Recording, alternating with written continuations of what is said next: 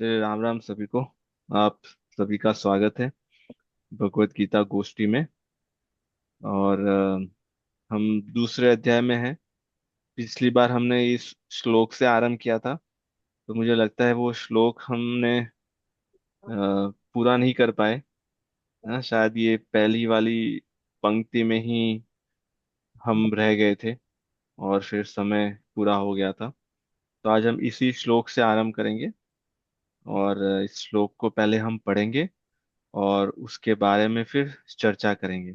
पिछली बार के प्रश्न बहुत अच्छे थे, तो प्रश्नों में ही हम चले गए और समय वहां पे चला गया। तो इस श्लोक को पहले पढ़ते हैं। राग द्वेष वियुक्तेस्तु विषयान्द्रियश्चरन् आत्मवैश्ये विधेयात्मा प्रसादम् अधिगच्छति। प्रसादे सर्वदुःखानां हानिरस्यो उपाजयत्। प्रसन्नचेतसो हाशु बुद्धिः पर्यवतिष्ठते। ठीक है, आप में से अगर कोई एक दो जना पढ़े। जी मैं पढ़ता हूँ। राम राम। राग द्वेष वियुक्तैस्तु विषयानिन्द्रियैश्चरन् आत्मवश्यर्विधेयात्मा प्रसादम् अधिगच्छति। प्रसादे सर्वदुःखानां हानिरस्योपजायते। प्रसन्नचेतसो ह्याशु बुद्धिः परिवर्तिष्ठते। जी, ठीक है। और कोई? मैं पढ़ता हूँ ये। जी। राग द्वेष वियुक्तैस्तु विषयानिन्द्रियश्चरन् आत्मस्य आत्मवैश्य विधेयात्मा प्रसादमगच्छति। प्रसादे सर्वदुःखानां हानिरस्योपजायते। प्रसन्नचेतसो ह्याशु बुद्धि पर्यवतिष्ठते। ठीक है जी, बहुत अच्छा।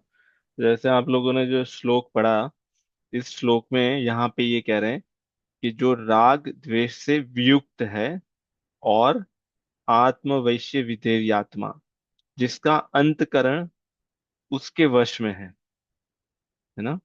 जो अंतकरण के वश में नहीं है, जिसने अपने अंतकरण को अपने वश में किया है। तो अंतकरण में, जैसे हमने पहले चर्चा की होगी या आप लोगों ने सुना होगा, अंतकरण में चार चीजें होती है: मन, बुद्धि, चित्त और अहंकार ना। जो जिसने उस अंतकरण को या मन, बुद्धि, चित्त, अहंकार को अपने वश में कर दिया है, जो अंतकरण उसके वशीभूत है ना। ज्यादातर ये देखने में आता है कि वो अंतकरण के वशीभूत होता है। जैसे मन में जो चीजें आती हैं वो करना होता है हमें। अहंकार जो कहता है उसका हम सुनते हैं।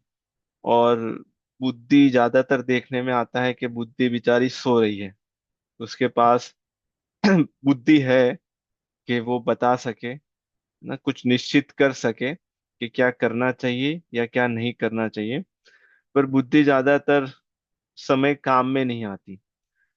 तो यहाँ पे जिसका अंतकरण उसके वश में है ना, वशीभूत अंतकरण वाला, उसको क्या मिलता है? उसको मिलता है प्रसाद। प्रसादम अधिगच्छति। ये प्रसाद मिलने से सर्व दुखानाम हानिरस्य उपजायते। ये प्रसाद मिलने से क्या होगा? जितने भी दुख है हमारे, उन सभी दुखों का, इसलिए यहाँ पे कहा है सर्व, है ना, संपूर्ण जितने भी हो सकते हैं, अभी होंगे या बाद में आएंगे या पहले थे ना, जितने भी दुख हो सकते हैं, सारे दुखों का नाश हो जाएगा। ये दुखों का नाश होने से क्या होगा? वो प्रसन्न चित्त हो जाएगा, वो प्रसन्नता से भर जाएगा। और ऐसे ही प्रसन्न चित्त वाला जो व्यक्ति है या मनुष्य है या जीव है, उसकी बुद्धि फिर जाके परमात्मा में, भगवान में स्थिर हो जाएगी या स्थिर हो जाएगी, है ना। तो आरंभ इसका हो रहा है राग द्वेष वियुक्तेस्तु ना, जिसके और हमने ये पिछली बार भी यही चर्चा की थी, राग द्वेष होता कहाँ है? हमारे अंतःकरण में ना।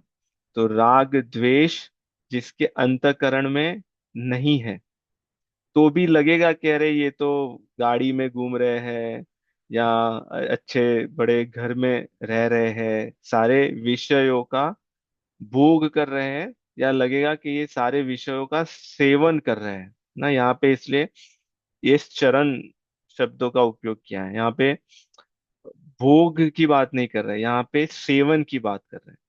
अगर वो अपनी इंद्रियों के द्वारा, जो पांच इंद्रियां हमें दी है भगवान ने, उसके द्वारा अगर वो विषयों का सेवन भी कर रहे हैं, तो भी उनके अंतकरण में राग द्वेष आ नहीं रहा, है ना। ये बात उसकी कर रहे हैं। तो यहाँ पे जैसे इसके पहले का श्लोक था, यहाँ वहां पे ये कहते थे कि अगर आपने विषयों का चिंतन भी किया, विषयों का चिंतन करने से भी पतन हो सकता है ना। और यहाँ पे कह रहे हैं कि विषयों का सेवन करते हुए भी उनकी बुद्धि भगवान में स्थिर हो सकती है। तो ये दोनों बातें हमें विरोधाभासी लगती है कभी कभी, है ना। जैसे एक व्यक्ति है, वो बेचारा विषयों का सेवन नहीं कर रहा, सिर्फ चिंतन कर रहा है, सिर्फ सोच रहा है कि अगर हम भी वर्ल्ड टूर में जा सकते हैं, क्रूज में घूम सकते हैं, क्रूज में ऐसी ऐसी राइड्स होती है, ऐसी ऐसी चीजें कर सकते इत्यादि ना। वो क्रूज में गया नहीं है, बस वो उसका चिंतन कर रहा है। उसके चिंतन से भी उसका पतन हो सकता है। ये 62 और 63 वाला जो श्लोक था, है ना, ध्यायतो विषयान पुंस, उसका सिर्फ ध्यान चिंतन कर रहा है, ध्यायतो विषयान पुंस, तभी भी उसके पतन की जो संभावना है वो आरंभ हो गई। यहाँ पे कह रहे हैं कि अगर वो विषयों का सेवन भी कर रहा है ना, तो भी उसकी बुद्धि परमात्मा में स्थिर हो सकती है ना। पर उसके साथ विषयों का सेवन करते समय उसकी स्थिति क्या है? उसके अंतःकरण में राग और द्वेष नहीं है ना। ये जो सबसे जो बड़ी बात है वो ये है, राग द्वेष। तो अभी यहाँ पे ये प्रश्न आएगा कि ये राग द्वेष के बारे में हमने पिछली बार देखा था कि राग द्वेष के परिवार में काम, क्रोध, लोभ, मद, मोह, मत्सर्य ना, छह छह लोग हैं इनके परिवार में, और ये दो, तो आठ हो गए, है ना। आठ लोगों का इनका फैमिली है। पर ये आते कहाँ से हैं? इनके माता पिता कौन है राग द्वेष के? ना, तो ये प्रश्न आएगा कि राग राग द्वेष से तो क्रोध आता है, लोभ आता है, मद, मोह, मत्सर्य, ईर्ष्या इत्यादि, है ना। पर राग द्वेष कहाँ से आते हैं? बताइए आप लोग अपने विचार। और पिछली बार ये प्रश्न भी पूछा था, तो शायद हमारा वहां से ही आरंभ होगा। जी, आप सही बता रहे होंगे, बताइए। भैया, क्या आसक्ति से आता है राग द्वेष प्रेम से, कि पहले प्रेम है बाद में वो राग द्वेष में परिवर्तित हो गया, ऐसा कुछ है क्या? ठीक है जी, ठीक है। तो भी आसक्ति कहाँ से आती है? इसलिए पहले इसको उसी के साथ जी, वो कहाँ से आती है? है? मतलब में, हाँ, ये प्रश्न आएगा हमें। जी, मोह से आता है राग द्वेष। ठीक है, मुंह से आता है, तो मुंह कहाँ से आता है? हमसे, हमारे मन में क्या है। हमसे, हम्म। है ना। इन्होंने कहा हमसे, तो हम कौन है? साक्षी जी ने बहुत सही बताया, हमसे, तो हम कौन है? हमारा मन जो है अंदर, वही बाहर आएगा। हाँ जी। अभी थोड़ा और अगर पीछे जाएंगे, मन के पीछे जाएंगे, है ना, तो इन्होंने इन्होंने कहा हम, तो जैसे शायद मंगल पवन जी आप बता रहे थे, मुझे वही लगा कि आप शायद वही बताने जा रहे हैं। बताइए आप। नहीं तो मन जो है वो अ, जब इंद्रियों के वश में हो जाता है और वो मन उनको कंट्रोल करे, उसकी जगह इंद्रियों की सत्ता हो जाती है, और हमारा विषय विषय भोग के कारण हमारे सारा जो हमारा ध्यान है, मतलब मन जो है वो उनमें लग जाता है भगवान की जगह, तो उनसे हमको मोह हो जाता है, उन विषयों से मोह हो जाता है। जी और वही से आसक्ति शुरू हो जाती है उन विषयों के साथ जहां मन लगा हुआ है, मन उनको छोड़ना नहीं चाहता। जी अ, तो जी जी आसक्ति का ये हो गया। अब जैसे आसक्ति बढ़ते जाती है तो, और मन छोड़ना नहीं चाहता, तो वहां से वो जो जिसके पास होता है उससे द्वेष होने लग जाता है, हम्म, और उन उन विषयों से ही हमको राग हो जाता है। तो राग और द्वेष अपोजिट है एक दूसरे के, जी पूरक है। ऐसा हाँ ऐसा समझता हूँ मैं, आप बताइए भैया। जी। तो अभी थोड़ा एक स्टेप पीछे जाते हैं, क्योंकि आप सबने जो बताया वो बहुत ही इंटरेस्टिंग पॉइंट आप सबने उठाए, है ना। तो अगर हम देखें कि जो हमारा राग द्वेष है, जिसको हम राग द्वेष कहते हैं, या जिसको आसक्ति कहते हैं, या जिसको हम प्रेम मानते हैं, है ना, वो वास्तविक प्रेम है कि नहीं, वो हम बाद में हम देखेंगे। और वो उसका अनुभव भी होता है, हम जिसको मानते हैं कि हम इनसे प्रेम कर रहे हैं, फिर कुछ समय के बाद उनसे हमारा व्यवहार है, हमारा उनसे व्यवहार वैसा नहीं होता, है ना। तो प्रेम वैसा नहीं है कि जो बदले, है ना, जैसे ऋतुओं के हिसाब से, सीजन के हिसाब से जो बदलता है वो प्रेम नहीं है। पर हम मान लेते हैं कि चलो ये इनसे हमारा प्रेम था, या हम उनसे प्रेम करते थे। तो जैसे सुंदरकांड हम लोग पढ़ते हैं, तो उसमें भगवान कहते हैं, जननी, जनक, बंधु, सुत, दारा, है ना, पांच चीजें। जननी, जनक, बंधु, बंधु सुत, सुत उतारा, दारा, तन, धन, भवन, सुहृद सुहृद परिवारा। परिवार। तो उन्होंने वहां पे 10 चीजें कही।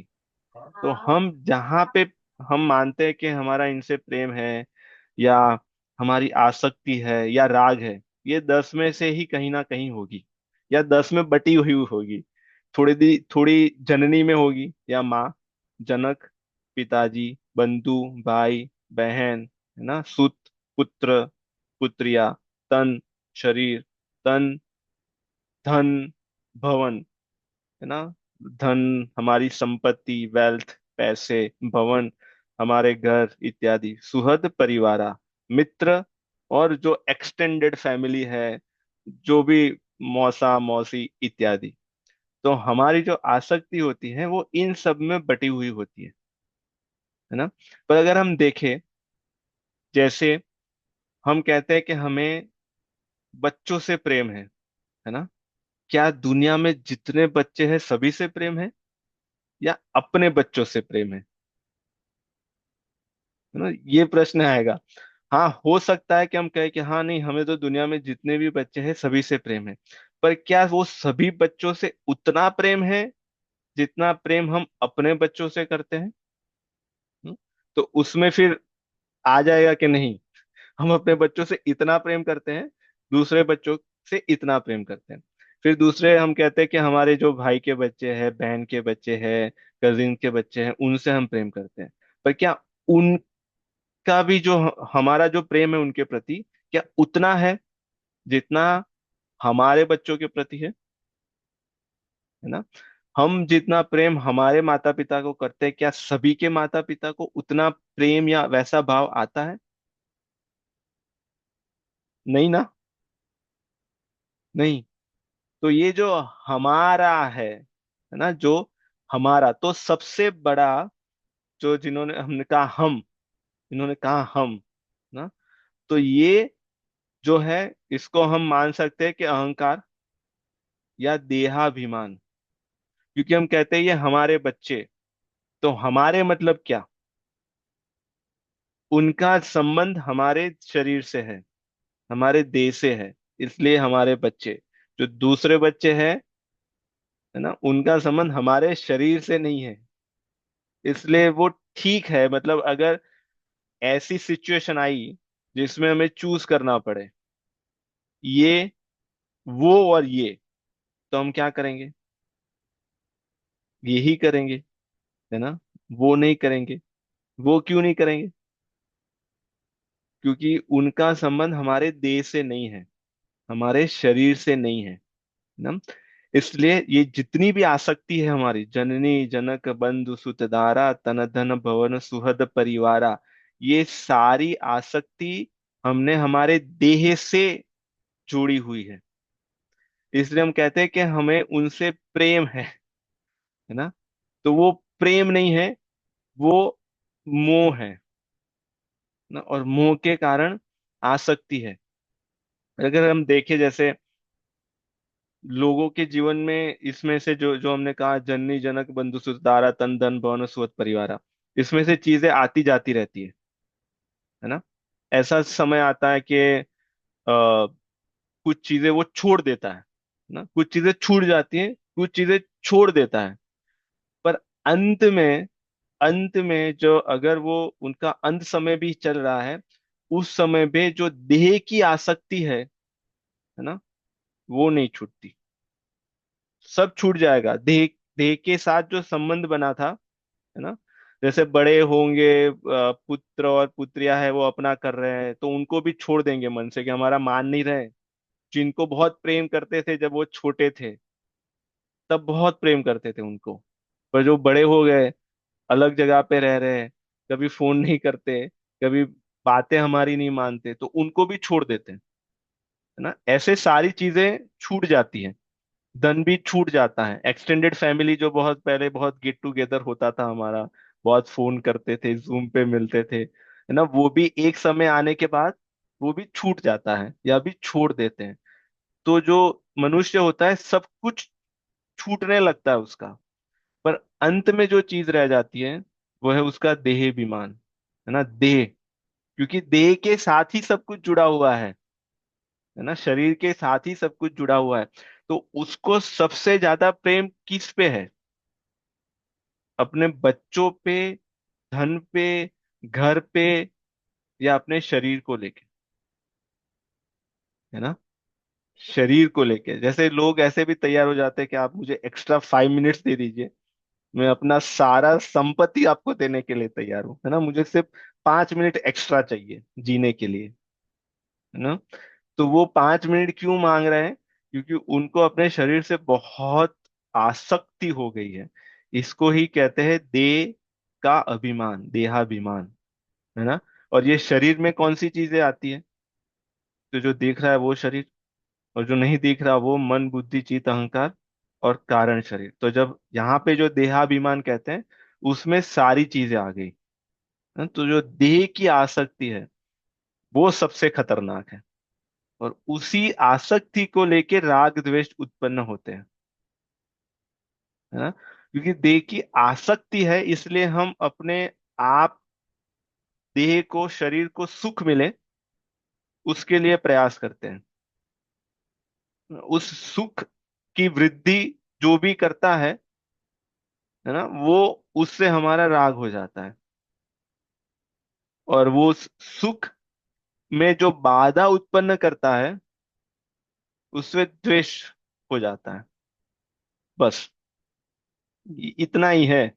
ये यहाँ पे जो कह रहे हैं, है ना। जैसे रावण है, रावण के सुख में विभीषण जी ने बाधा उत्पन्न की, तो रावण ने क्या किया? लात मार के उनको निकाल दिया। रावण को जो सुख चाहिए, उसमें जो मेघनाद, उनका, उसका जो पुत्र है इंद्रजीत, है ना, उसने कहा कि नहीं, आप जो कहोगे वो मैं करूंगा। तो उसके लिए वो प्यारा बेटा है, मेरा प्यारा बेटा, है ना।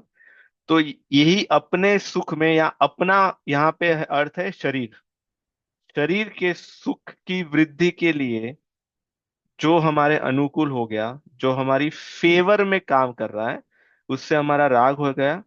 और जो उससे विपरीत है, ऑपोजिट कर रहा है, उससे द्वेष हो गया।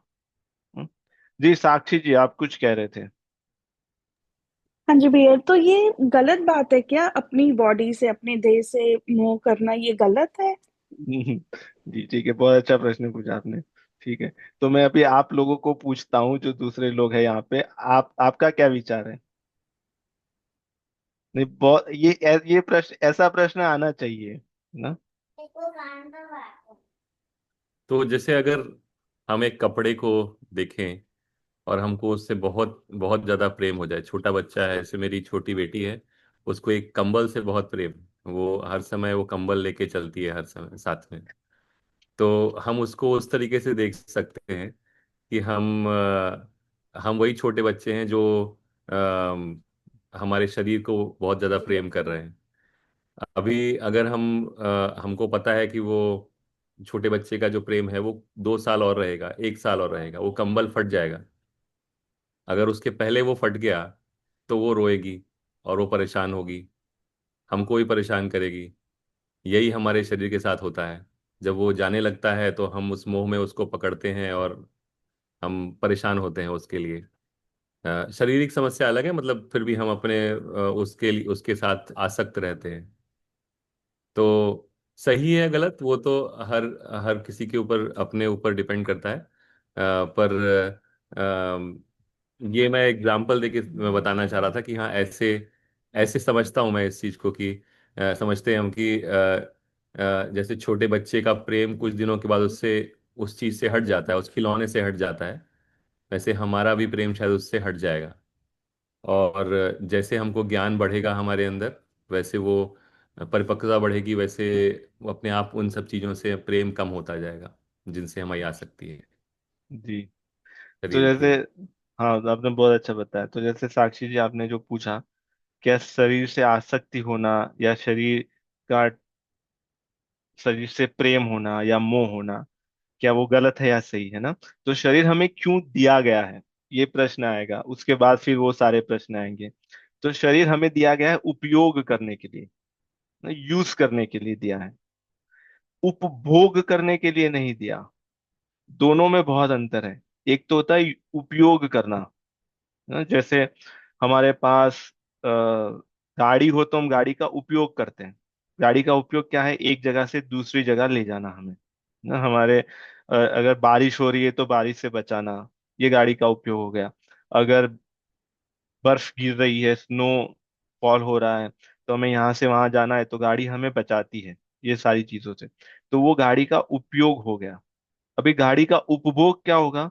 जिसके लिए गाड़ी नहीं बनी, है ना, जिसके लिए गाड़ी का यूज नहीं करना चाहिए, जैसे गाड़ी में बैठ के खाना पकाना, गाड़ी में शावर लेना, है ना, ब्रश करना, ये अगर कोई गाड़ी में करेगा तो हम लोग कहेंगे, अरे मेरी गाड़ी को आप क्यों बिगाड़ रहे हो, अगर मेरी गाड़ी होगी तो, है ना? क्योंकि वो हो गया गाड़ी का उपभोग करना, उसके लिए गाड़ी हमें नहीं दी गई थी। तो ऐसे शरीर हमें उपयोग करने के लिए दी है। अभी गाड़ी का कैसे उपयोग करना चाहिए और कैसे उपभोग करना चाहिए, उसके लिए गाड़ी का मैनुअल होता है। वो वहां पे वो नीचे रहता है अपने उसके कंपार्टमेंट बॉक्स में, है ना, गाड़ी का मैनुअल होता है। उसमें सारी चीजें होती है कि इस टायर में इतनी हवा भरनी चाहिए, ये अगर बिगड़ जाए तो इसको ऐसे कर सकते हैं, इत्यादि वारंटी गारंटी सारी चीजें उसमें रहती है। उससे हमें पता चलता है कि इस गाड़ी का उपयोग कैसे करना चाहिए। तो ऐसे शरीर के उपयोग के लिए हमारा जो मैनुअल है वो भगवत गीता है। पर वो जब मैनुअल नहीं पढ़ते, या जो इस मैनुअल के हिसाब से, जैसे हम लोगों ने गाड़ी चलाने के लिए सभी ने मैनुअल पढ़ा नहीं है ना, कभी खोला भी नहीं होगा, ऐसा भी हो सकता है। पर हमने लोगों को देखा है कि लोग ऐसे गाड़ी का उपयोग करते हैं, तो ऐसे हमने उनको फॉलो करके वैसे ही गाड़ी का उपयोग हम लोग कर रहे हैं ना। और कभी कभी, जैसे यहाँ के जो कुछ लोग होते हैं अमेरिकन, उनकी अगर गाड़ी हम देखेंगे, है ना, जैसे सभी नहीं होते, कुछ लोग अपनी गाड़ी को अंदर से बहुत अच्छे रखते हैं, पर कुछ लोग जैसे पिज्जा खाए तो पिज्जा का बॉक्स भी वहां पे है, और फिर मतलब वो सारी तो वो उपभोग कर रहे हैं। तो ऐसे भगवत गीता हमें ये सिखाती है कि हमें शरीर का उपयोग कैसे करना है। अगर हम शरीर का उपयोग करेंगे तो फिर शरीर से मोह नहीं होगा, आसक्ति नहीं होगी। क्योंकि हम जिसका उपयोग करते हैं, हमें पता है ये कुछ कार्य के लिए दिया है हमें, है ना। जैसे अगर हम गाड़ी से जॉब पे जाते हैं, तो हम जॉब पे गए, गाड़ी पार्क कर दी और ऑफिस में चले गए। अभी 8 घंटा हम जॉब पे काम कर रहे हैं, तो उसमें हमें 8 घंटा गाड़ी याद नहीं आती कि मेरी गाड़ी क्या कर रही होगी, है ना। अरे बारिश हो रही है तो भीग गई होगी, या स्नो गिर गई है, किसी ने उसको पीछे से लगा तो नहीं दिया होगा, एक्सीडेंट तो नहीं हो गया, इत्यादि। अगर नहीं है तो याद आती है शायद लोगों को। पर कुछ समय के बाद गाड़ी का चिंतन नहीं होता, क्योंकि हमारा उपयोग था वहां पे पहुंचना, हम पहुंच गए और हम अपना काम कर रहे हैं, तो फिर वो आसक्ति नहीं है वो गाड़ी के साथ, है ना। शरीर के साथ अगर हम सोचे, शरीर का चिंतन हमें होता है कि नहीं होता। अगर हम पूरा समय देखें तो हमारा चिंतन शरीर या शरीर के साथ जो लगे हुए हैं उसका ही होता है। जैसे एक तो होती है गाड़ी और दूसरी होती है गाड़ी की एसेसरीज, है ना, जो बाहर अलग से पेंट करते हैं, या फिर अलग प्रकार के लोग टायर्स लगाते हैं, अलग प्रकार की वो आगे की हेडलाइट्स लगाते हैं, अलग प्रकार का अंदर म्यूजिक का सिस्टम है। वो सब सब कुछ एसेसरीज है। तो ऐसे शरीर और शरीर के साथ जो लगे हुए हैं उनका ही हमें चिंतन होता है ज्यादातर समय अगर देखें तो, है ना। हमारे अंतःकरण में, मन बुद्धि चित्त अहंकार में यही चल रहा होता है, शरीर को लेके ही, कि इस शरीर को मैं उसको यंग कैसे बनाऊं, उसकी अलग से इंडस्ट्री हो गई, है ना।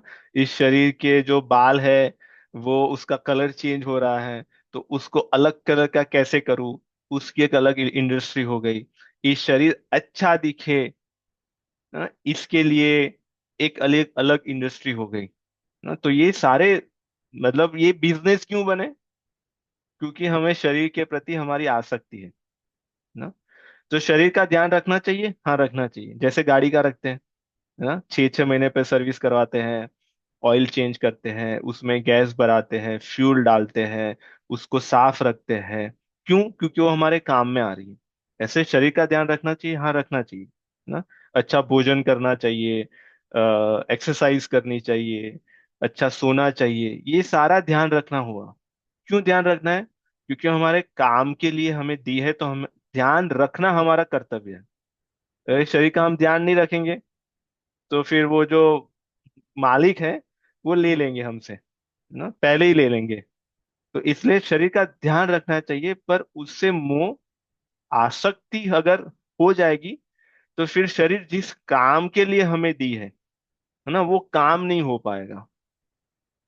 जैसे गाड़ी हमें दी है जॉब पे जाके जॉब पे काम करना, पर अगर गाड़ी से इतनी आसक्ति है, हर 2 मिनट में जाके चेक कर रहे हैं, है ना, या फिर किसी को कह रहे हैं कि अगर आप नीचे जा रहे हो तो मेरी गाड़ी को देखो, तो उससे हमारा, जिस काम के लिए हमें गाड़ी मिली थी उस काम में ही हमारा मन नहीं लग रहा। हाँ, तो फिर वो काम से ही हमें निकाल दिया जाएगा। ऐसे हमें शरीर मिली क्यों है ना। बड़े भाग मानुष तन पावा, बहुत बड़े भाग हमारे रहे होंगे, उसके बाद हमें मनुष्य शरीर, ये प्रकार की गाड़ी मिली, है ना। 84 लाख प्रकार की गाड़ी है, 84 लाख यूनिया, वो सारी अलग अलग गाड़ी है ना। हमें मनुष्य वाला मॉडल मिला, उसमें भी अनंत, इनफाइनाइट वेराइटीज है ना। पर बड़े भाग मानुष तनु पावा, सूर, उसके बाद का पता है, ये सूर देवताओं को, नाग, किन्नर, मुनि, उनको भी नहीं मिलता। ऐसा ये शरीर हमें मिला, किस लिए? ये ये चौपाई उत्तरकांड में है। बड़े भाग मानुष तनु पावा, सुर दुर्लभ, देवताओं को भी दुर्लभ है, मोक्ष द्वार, ये मोक्ष का द्वार है ना, मुक्ति का द्वार है। ये शरीर हमें उपयोग करने के मिला है, कि इस शरीर का उपयोग करके हम उनकी प्राप्ति कर लें। वो हमारा जो जो सबसे महत्व का काम है उसके लिए हमें मिला है। जी, किसी को मिल गई क्या? सुर दुर्लभ सत सत ग्रंथ नि गावा, सारे ग्रंथ और जो भी गाते हैं वो यही गाते हैं, है ना। मनुष्य का जो शरीर मिला है वो बहुत ही दुर्लभ है। तो इसलिए हमें इसके उपयोग पे ध्यान रखना चाहिए, उपभोग पे नहीं, है ना। हाँ, साधन धाम मोक्ष का द्वारा, धन्यवाद मंगल भवन जी, है ना। वो साधन है, ये हमारा व्हीकल है, और इससे हम धाम की प्राप्त कर सकते हैं। साधन धाम मोक्ष कर द्वारा, पाई न जेहि परलोक सवारा।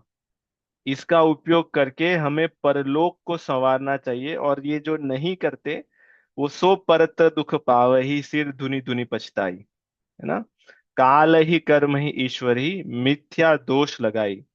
अंत काल में, जैसे कहते हैं और हमारे शास्त्रों में भी आया है, शायद गरुड़ पुराण में भी आया है, कि जब अंत समय आता है तब पूरा जीवन की जो, अभी हम जैसे रील्स देखते हैं ना, शॉर्ट्स और रील्स देखते हैं, एक एक के बाद एक के बाद एक के बाद।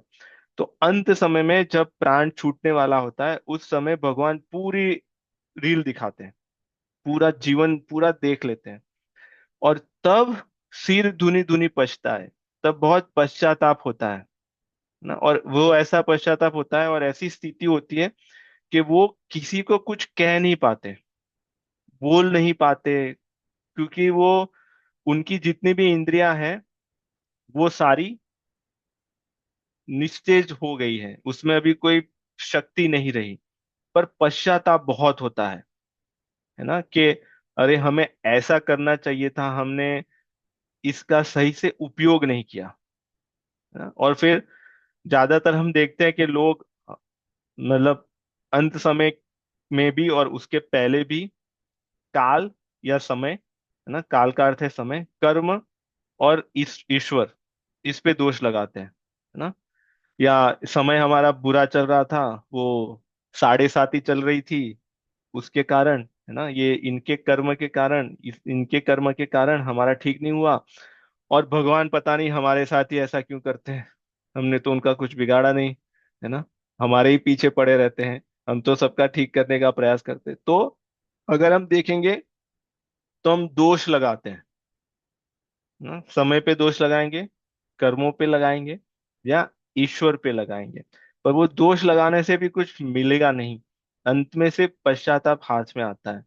तो ये साधन धाम मोक्ष कर द्वारा है, ये द्वार है, ये दरवाजा है, जिससे हम उनकी प्राप्ति कर लेंगे, जिससे क्या होगा, सर्व दुखा नाम हानि रस्य उपजायते। है ना, हमारे जितने भी दुख है, संपूर्ण दुखों का नाश हो जाएगा। तो इसलिए हमारा जो शरीर है बहुत ही कीमती है। इसलिए हमने, हम हमारे संस्कृति में हम ये भी कहते हैं कि शरीर एक मंदिर है ना। तो इसलिए शरीर को, हमारी संस्कृति में आता है कि शरीर को साफ रखना है, ध्यान रखना है, सुबह उठ के नहाना है। ये सारी बातें हम बच्चों को बचपन से सिखाते हैं, क्योंकि ये हमारे रग रग में है कि ये मंदिर है और इस मंदिर में ही भगवान बैठे हैं।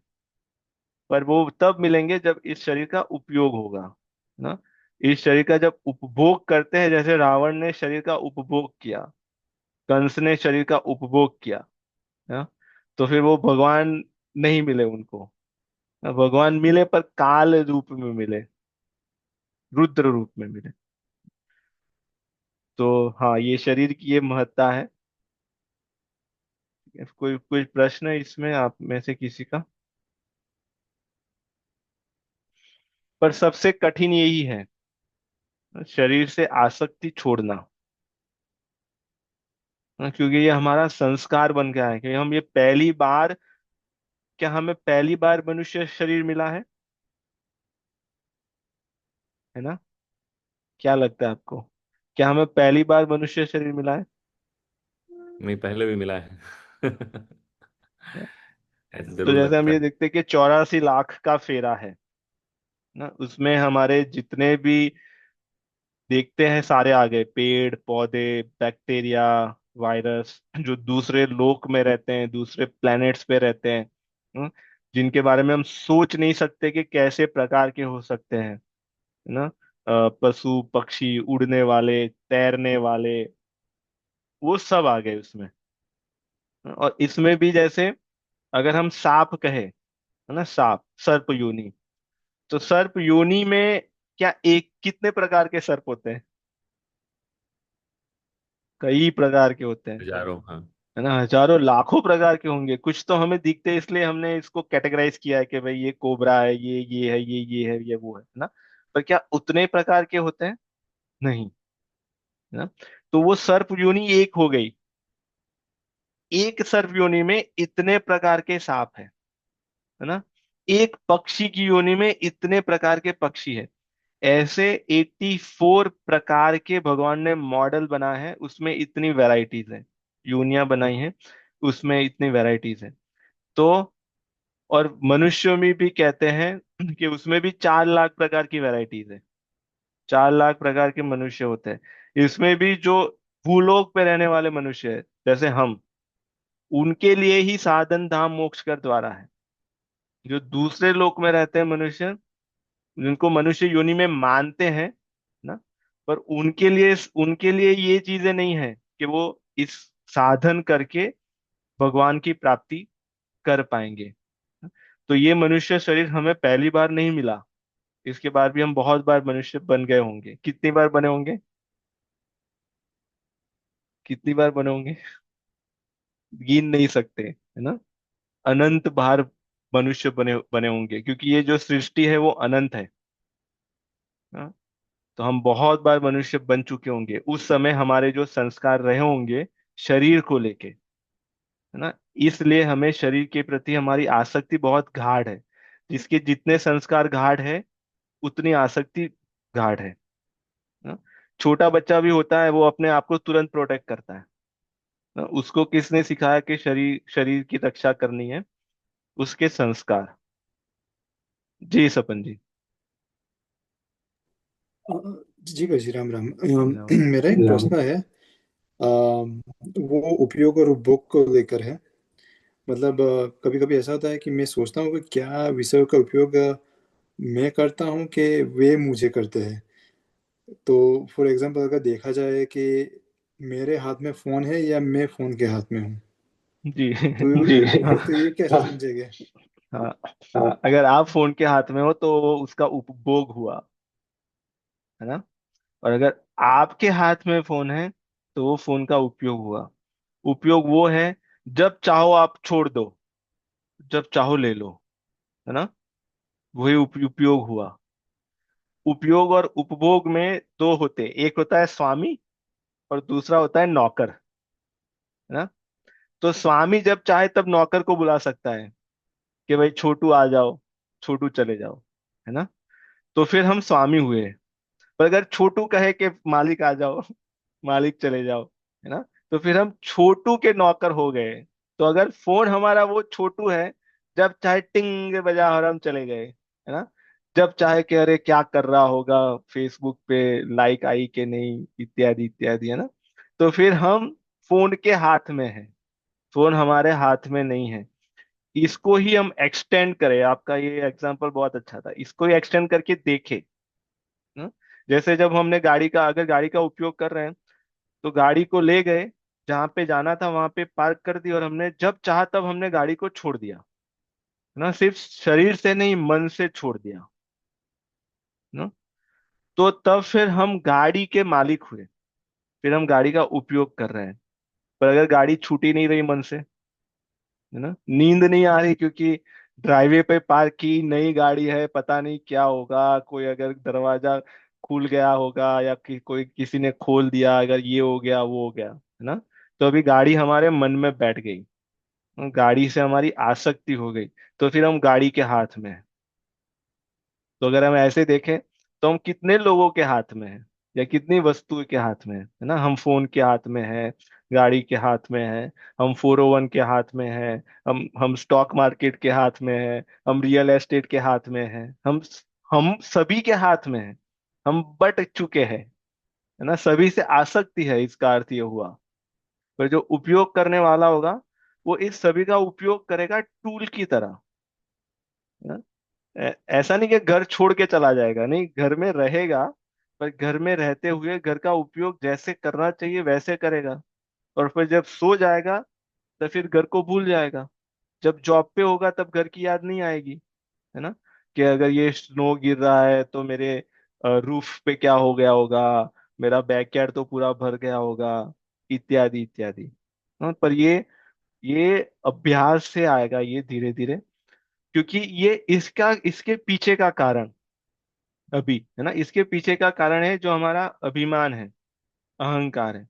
दो प्रकार के अहंकार होते हैं, एक होता है मिथ्या अहंकार, है ना, और एक होता है वास्तविक अहंकार। तो अहंकार क्या है? आइडेंटिटी। एक है हमारी फॉल्स आइडेंटिटी, एक है रियल आइडेंटिटी, है ना। ये दोनों हमारे अंतःकरण में पड़े हैं।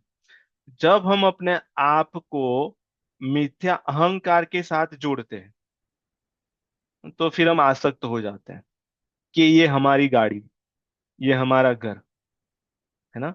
ये घर हमने लिया, क्या उसके पहले वो हमारा था? है ना, क्या इस घर में हम पूरा जीवन रहने वाले हैं? पता नहीं, है ना। हम छोड़ के चले जाएंगे, घर बाद में रहेगा, या घर पहले गिर जाएगा हो सकता है, और हम दूसरे घर में चले जाएंगे। तो हम जिसको अपना कहते हैं वो तो टेम्पररी हुआ फिर, है ना। और अपना जो होता है वो टेम्पररी कैसे हो सकता है? अगर मैं कहूं कि ये मेरा है, तो फिर वो तो आपका ही हो गया, है ना। पर अगर कहूं कि ये मेरा है पर ये मंगल भवन जी ने मुझे दिया है, तो फिर ये मेरा नहीं हुआ ना, ये किसी ने मुझे दिया है। तो फिर मैं उस पे अपना अधिकार, अपनी ओनरशिप कैसे मान सकता हूं? अगर मुझे ये मिला है तो कहीं जाएगा ये, पक्का, है ना। ये घर मुझे मिला, इसके पहले यहाँ पे घर नहीं था, और मैं जब नहीं रहूंगा उसके बाद पता नहीं ये घर होगा कि नहीं होगा, इस घर में कौन रहेगा, इस घर को तोड़ के क्या बन जाएगा। वो मेरे अधिकार में नहीं है, मेरे कंट्रोल में नहीं है। जो मेरा होगा तो वो मेरे हिसाब से चलेगा, है ना। घर मेरे हिसाब से नहीं चल रहा। ये मेरे, जिसको मैं अपना शरीर मानता हूँ, वो भी मेरे हिसाब से नहीं चल रहा।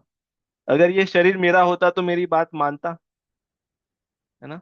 मैं उसको कहता कि भाई ये बाल अभी झड़ रहे हैं, सफेद श्वेत हो रहे हैं, तो काले हो जा, तो हो जाते, है ना। मैं कहता कि अरे वजन इतना बढ़ रहा है, थोड़ा कम हो जा, तो कम हो जाता। तो शरीर हमारी मान नहीं रहा, क्योंकि शरीर हमारा है नहीं, जिसको हमने अपना अपना मान रखा है ना। ऐसे हमने, ऐसे अगर चिंतन करें, जितना भी हमने अपना मान रखा है ना, अपना मान रखा है, उससे उस आसक्ति है ना, वही मिथ्या अहंकार है। हमारे सारे दुखों का कारण है मिथ्या अहंकार।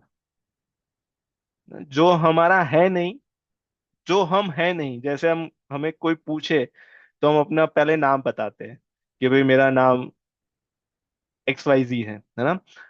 इंट्रोडक्शन में ये कहते हैं कि भाई मेरा नाम ये है, फिर आगे हाँ मैं यहाँ पे जॉब करता हूँ, है ना, मेरे पास ये डिग्री है, मैं इस गांव से हूँ, मैं इस जाति का हूँ, मैं इस स्कूल का हूँ। ये सबको हमने हमारी आइडेंटिटी मान रखी है। पर क्या ये पहले थी? ना, क्या जॉब पहले थी? बाद में भी नहीं रहेगी। डिग्री भी क्या हमें पहले से ही मिली है? नहीं, वो मिली उसके बाद भी हमारी डिग्री कुछ काम की नहीं रहेगी ना। ये सारी चीजें हमें मिली है, नाम हमें किसी ने दिया ना, उस परिवार में जन्म लिया, इसलिए हमें लास्ट नेम दिया गया, जाति दी गई, कुल दिया गया, है ना। जिसको हम धर्म कहते हैं वो भी हमें दिया गया। तो ये सब दिया गया है, जो दिया गया है वो ले लेगा, किसी ना किसी समय तो चला जाएगा। तो ये सारी हमारी फॉल्स आइडेंटिटी है ना। दुख क्यों होता है? क्योंकि ये फॉल्स आइडेंटिटी है, इसलिए। और इसको ही, इसके ही पीछे अगर हम भाग रहे हैं, जैसे मृगजल होता है, जैसे डेजर्ट में जो मृग होता है उसको जल दिखता है कि यहाँ पे जल है ना, पर वो फॉल्स है। उसके लिए बहुत प्रयास करता है, वो थक जाता है, पसीना आता है उसको, वहां पे पहुंचता है तो कुछ नहीं मिलता, है ना। उसको ही कहते हैं मृगजल। क्या इंग्लिश में क्या कहते हैं? मिराज, मिराज, है ना, मिराज कहते हैं ना। तो मिराज, तो वो उसके लिए मिराज है। तो मृग के दुख का कारण है मृगजल। जहाँ पे जल नहीं है वहां पे वो प्रयास कर रहा है ना, वो उसका मिथ्या अहंकार। ऐसे मनुष्य के जीवन में उनके दुख का कारण है मिथ्या अहंकार, हाँ? लोग अपने रूप को लेके बहुत प्रयास करते रहते हैं, ये करवाते वो करवा रहते हैं, अंत में क्या होता है? उनको दुख ही मिलता है ना। क्योंकि जैसे हम 15 वर्ष के थे वैसे तो हम पूरे 80 वर्ष तक वैसे नहीं रह सकते। तो अंत में क्या हाथ में आएगा? पश्चाताप, है ना, दुख। क्योंकि हमने हमारा पूरा जीवन मिथ्या अहंकार के बेस पे बनाया है। उसके जितने भी पिलर्स हैं सारे मिथ्या अहंकार वाले हैं। पर जब हम वास्तविक अहंकार को जब पहचानेंगे, जैसे भगवत गीता हमें कहती है, भगवान कहते हैं ममे वांशो जीव लोके, ये हमारा वास्तविक अहंकार है। और ये भगवान प्रमाणित कर रहे हैं कि वो मेरा अंश है ना, हम उनके अंश है, ये हमारी रियल आइडेंटिटी है। जब हमने ये शरीर नहीं लिया था तब भी हम उनके अंश थे, ये शरीर छोड़ देंगे तब भी हम उनके अंश रहेंगे, और ये शरीर है तभी भी हम उनके ही है। तो वो परमानेंट फॉर एवर है ना, वो कहते हैं friend for ever, best friend for ever, BFF है ना। तो हमारे BFF वो है क्योंकि वो फॉर एवर है। यहाँ पे हम कहते हैं कि फॉर एवर, कितना फॉर एवर? 2 वर्ष, 5 वर्ष, 10 वर्ष, तो वो फॉर एवर तो नहीं हुआ, तो भी है ना। तो हमारे फॉर एवर हितेच्छु, हमारे पिता, माता, जो भी उनको माने, वो वही है। तो जब हम अपने आप को उस वास्तविक अहंकार से जब जोड़ेंगे, उस रियल आइडेंटिटी से जोड़ेंगे, तो फिर ये प्रसादे सर्व दुखानाम हानि रस्य उपजायते, हमारे जीवन के जितने दुख है वो उनका धीरे धीरे धीरे नाश होने लगेगा, है ना। फिर हमें पता चलने लगेगा कि अरे हमें हमारे पास ये चीजें हैं, ये उपयोग करने के लिए है ना, इसका उपभोग नहीं करना चाहिए। जैसे हमारे पास हमें बच्चे दिए गए, तो बच्चों का उपयोग क्या है ना, उनको पढ़ाना लिखाना, अच्छे संस्कार देना, अच्छा मनुष्य बनाना, ये उनका उपयोग है। अगर हम माता पिता या ऐसे बड़े बुजुर्ग के साथ रहते हैं तो उनका कैसे उपयोग करें, है ना, उनके जीवन का जो अनुभव है उसमें से सीखे और उनकी सेवा करें, वो उनका उपयोग हो गया ना। जो हमारे जो मित्र हैं उनका कैसे उपयोग करें, है ना, जब उनके जीवन में कठिन परिस्थिति आए तब जाके उनकी सहायता करें ना, उनके दुख में सहभागी बने और उनको अच्छे पंथ पे लगाए। कुपंथ निवारी सुपंथ चलावा, अगर वो गलत जगह पे लगे हैं तो वहां से निकाल के उनको हिम्मत देके अच्छे मार्ग पे लगाना, ये हो गया हमारा जो मित्रों के साथ जो संबंध है उसका उपयोग, है ना। पर हम सारे संबंध में अगर देखें, अगर यहाँ पे जो लोग हैं उनकी बात नहीं कर रहे, ज्यादातर अगर हम थोड़ा उसको एक्सटेंड करें और सोसाइटी में देखें, तो सारे संबंध में उपभोग होता है ना। हम माता पिता की सेवा क्यों करें, मतलब आप यहाँ पे जो लोग हैं उनकी बात नहीं करें, बाहर क्यों? क्योंकि वो माता पिता उनके विल में हमारा नाम रख के जाएंगे। तो ये उपयोग नहीं हुआ, ये उपभोग हुआ, संबंध को हम एक्सप्लोइट कर रहे हैं, है ना। मित्रों के साथ संबंध बनाते हैं क्यों? क्योंकि वो हमसे ज्यादा पढ़े लिखे या ज्यादा पैसे वाले हैं, तो कल अगर पैसों की जरूरत पड़ी तो वो हमें देंगे। तो ये भी संबंध का, रिलेशन का एक्सप्लोइटेशन हुआ, है?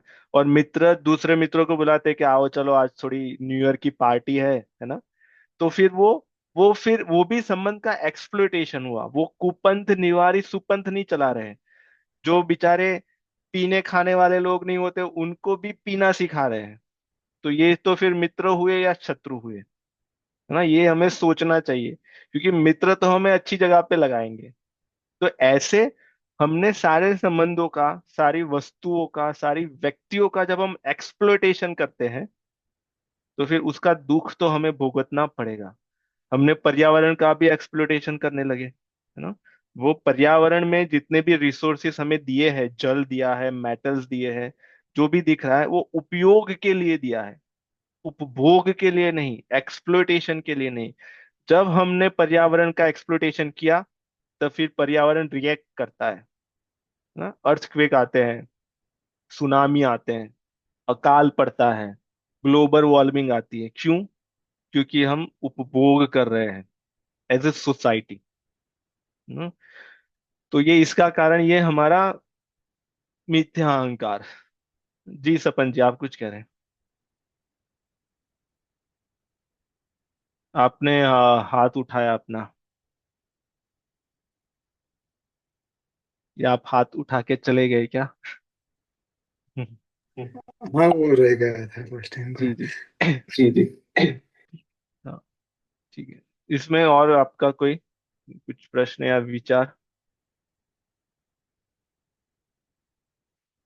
ये अगर हम ये चिंतन करेंगे तो हमें ये चीजें मतलब दिखेगी कि हाँ नहीं ये मतलब इससे हमें ये निकलना चाहिए, है ना। तो ये आत्म वैश्य विधेय आत्मा, इस पे अगर वापिस आते हैं, तो जिसने अपने अंतःकरण को अपने वश में कर रखा है ना, जो किसी का एक्सप्लोटेशन नहीं करता, जो ना संबंध का, वस्तु का, व्यक्ति का, परिस्थिति का एक्सप्लोटेशन नहीं करता, उसको ही प्रसाद मिलता है ना। प्रसाद के लिए हम समय पे पहुंच जाते हैं।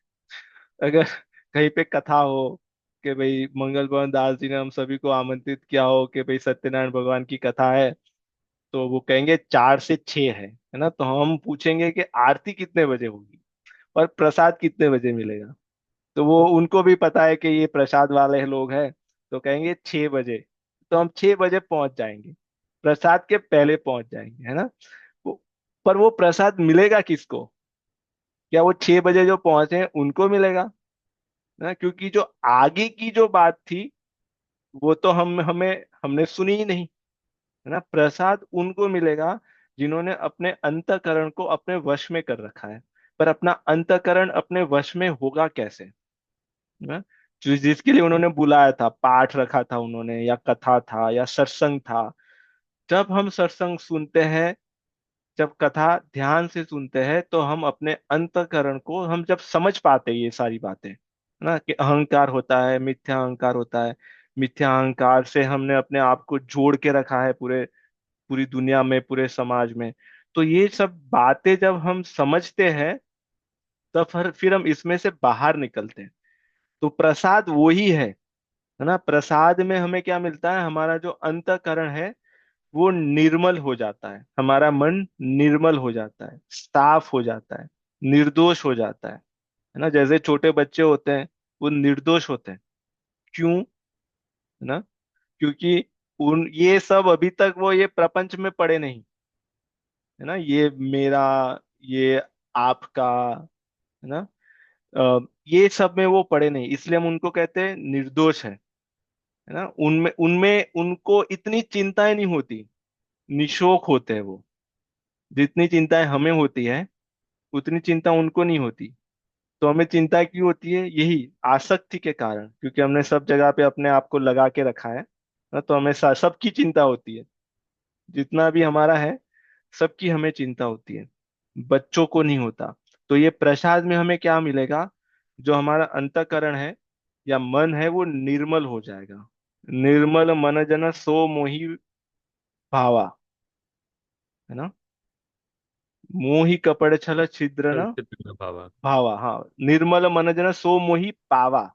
जिसका मन निर्मल है, निर्मल मन ही प्रसाद है। ये सब करने से हमारा मन निर्मल हो जाएगा, और निर्मल मन से ही हमारी बुद्धि भगवान में स्थित होती है। जो भगवान यही कहते हैं कि निर्मल मन जन सो मोहि पावा। जिसका मन निर्मल है वही मुझे पा सकता है। पर जिसके मन में मोह है, कपट है, छल छल है, चीटिंग, छिद्र है ना, संकीर्ण, कहते हैं ना नैरो माइंडेड। तो छिद्र का अर्थ ये है जो नैरो माइंडेड है। जो नैरो माइंडेड होते हैं उनमें संशय बहुत होते हैं। संशय को क्या कहें? डाउट्स, है ना। डाउट्स, बहुत छोटी छोटी बातों में डाउट्स करते हैं कि हाँ उन्होंने बुलाया तो है मंगल भवन जी ने, पर पता नहीं क्यों बुलाया होगा। अभी तक तो नहीं बुलाए थे, अभी तो कुछ कहा नहीं, फिर बाद में कुछ कहेंगे। इत्यादि। तो जो नैरो माइंडेड होते हैं, ये ही छिद्र है। तो जिसमें मोह है, कपट है, छल है, छिद्र है, वो कितना भी करे, ना, कितना भी मंदिरों में दर्शन करने जाए, कितने भी बड़ी बड़ी यज्ञ करवाए, पूजा करे, व्रत करे, तप करे, है ना, जो भी हम सोच सकते हैं, ध्यान में बैठे, प्राणायाम करे, अनुलोम विलोम करे, कपाल भाति करे, जो करना हो करे, है ना। पर वो उनको नहीं पा सकते जब तक उनके अंतःकरण में मोह, छल, कपट और छिद्र है। जब मन निर्मल हो जाएगा, तब इस प्रसाद से सर्व दुखानाम हानि।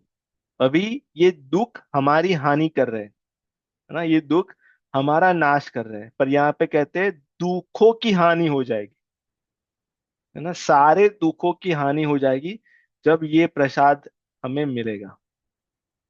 पर हम तो कुछ और प्रसाद खाने के लिए जाते हैं, और फिर हम कहते हैं कि अरे हम तो इतने वर्षों से सत्यनारायण भगवान की कथा कर रहे हैं, इतने वर्षों से हम सुंदरकांड का पाठ कर रहे हैं, पर हमें तो कुछ अनुभव ही नहीं हुआ, है ना। क्यों? क्योंकि उसमें से जो प्रसाद लेना चाहिए वो हमने नहीं लिया ना। तो इसलिए हमारे सारे दुख वैसे के वैसे हैं। दुख हमारी हानि कर रहे हैं, हम दुखों की हानि नहीं कर रहे हैं। पर इस प्रसाद से सर्व दुखा नाम हानि, सारे दुखों की हानि हो जाती है, उपजायते ना। और सारे दुखों की, जब जीवन में दुख नहीं रहता तो फिर क्या होता है? प्रसन्न चेतसो, है ना, प्रसन्न चित्त। वो हमेशा प्रसन्न रहता है, हमेशा खुश रहता है। ऐसे लोग कभी कभी कुछ समय के लिए मिल जाते हैं, है ना, कि जिसका पैर टूटा है पर बहुत प्रसन्न है। वो लोग आते हैं उसको ऐसे हंस हंस के बता रहे हैं, अरे अरे पता नहीं क्या हुआ, अगर मैं ऐसे जा रहा था और फिर वो बीच में भैंस आ गई और मैं गिर गया और मेरा पाँव टूट गया, है ना। तो ये प्रसन्न है, रहता वो कोई भी परिस्थिति में, अनुकूल परिस्थिति हो, प्रतिकूल परिस्थिति हो, सुख की हो, दुख की हो, वो हमेशा प्रसन्न है। क्यों? क्योंकि उसके सारे दुखों का नाश हो गया है। क्यों? क्योंकि उसका मन निर्मल है ना। बच्चे हर समय प्रसन्न रहते हैं, है ना। जो छोटे बच्चे होते हैं वो बस सिर्फ एक ही चीज के लिए रोते हैं, या उनको भोजन चाहिए या उनको सोना है ना। और वो भी, वो रोते इसलिए क्योंकि वो उनकी भाषा है, क्योंकि वो अभी बोल नहीं सकते, तो इसलिए वो रोते, दुख के लिए नहीं रो रहे, वो कुछ कहने के लिए रो रहे हैं।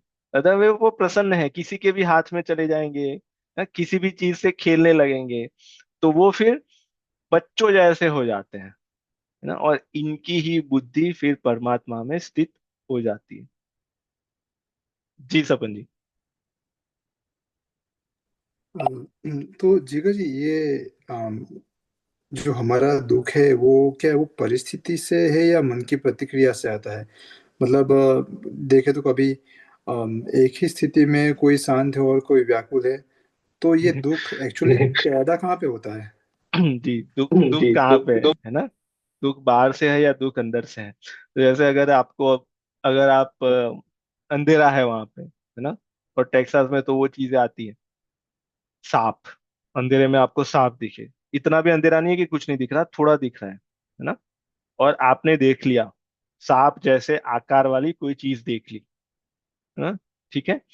तो अभी आपके मन में वो सांप हमारी क्या हानि कर सकता है वो चीज बैठी है, तो आपने उस आकार को सांप मान रखा, मान लिया, है ना।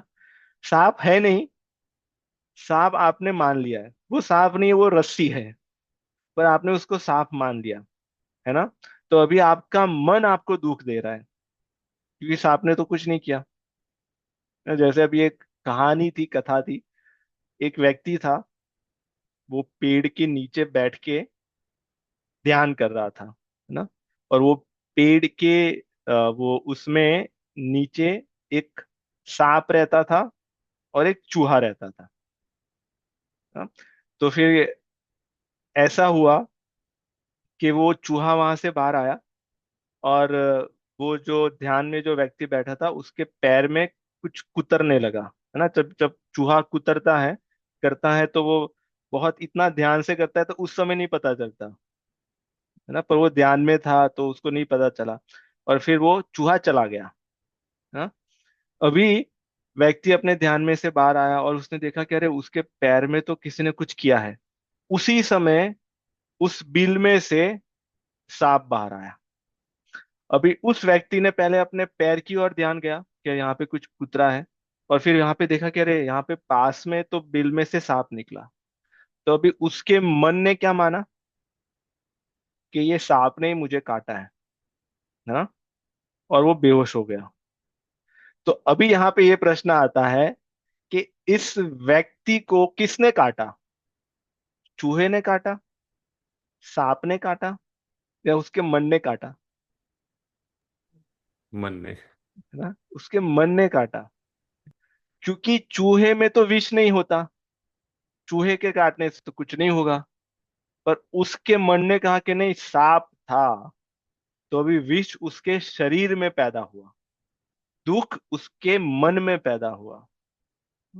तो जब दुख वाली जब परिस्थिति आती है, जैसे ये सांप था बाहर, है ना, ऐसे मन उसको ग्रहण कर लेता है, उसको ले लेता है, उसको एक्सेप्ट कर लेता है, उसके लिए अपना दरवाजा खोल देता है और कहता है कि प्लीज कम इन ना।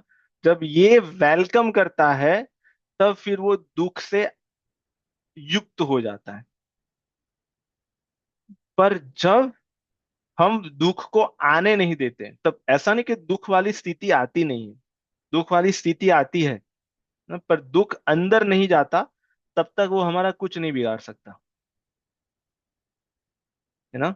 और हमने ये बहुत सारी कथाएं सुनी होगी, जितने भी हमारे स्वतंत्र सेनानी थे, जिन्होंने भी भारत की आजादी के लिए लड़ाई की, उनके जीवन में कितना दुख आया ना, पर वो प्रसन्न चेत थे, प्रसन्न चेत सो, है ना। भगत सिंह खुशी खुशी हंसते हंसते फांसी पे चढ़ गए, ये कैसे हो सकता है ना। कितना बड़ा दुख है, पर उन्होंने दुख को अंदर नहीं आने दिया। मतलब ये तो एक ऐसी बहुत सारी कथाएं होगी। तो दुख को हमारे पे है कि हम उसको एक्सेप्ट करते हैं कि नहीं करते, है ना। पर ये कठिन है, ये कथाएं मतलब कहानी सुनाना और ये एग्जाम्पल देना, सुनना, कहना, पढ़ना, ये सब सरल है। पर ये जब परिस्थिति हमारे जीवन में आए, है ना, तब अपने आप को दुखों से अलिप्त रहना, उससे लिप्त ना होना, ये कठिन है ना। तो ये कैसे आएगा? ये अभ्यास से आएगा।